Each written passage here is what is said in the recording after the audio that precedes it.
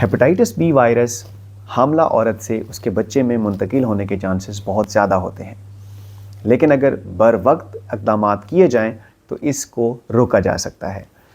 اس میں سب سے اہم چیز یہ ہے کہ بچے کو پیدا ہوتے ہی ویکسین لگائی جائے، اور دوسرا ایک ٹیکہ ہوتا ہے جسے امیونوگلوبولنس کہتے ہیں، وہ لگایا جاتا ہے۔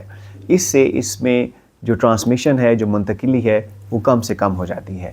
اگر ماں کے بلڈ میں ہیپاٹائٹس بی کی مقدار 2 لاکھ سے زیادہ ہے تو بھی ایک گولی شروع کرائی جاتی ہے جو اس منتقلی کو روکنے میں مزید جو ہے وہ مدد فراہم کرتی ہے۔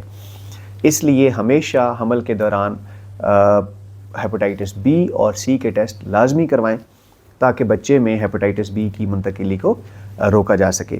یاد رکھیے، جب ماں سے بچے میں ہیپاٹائٹس بی منتقل ہوتا ہے تو جگر کے ڈیمیج ہونے کے چانسز 90% سے زیادہ ہوتے ہیں، اس لیے احتیاط ہی اس سے بچا سکتی ہے۔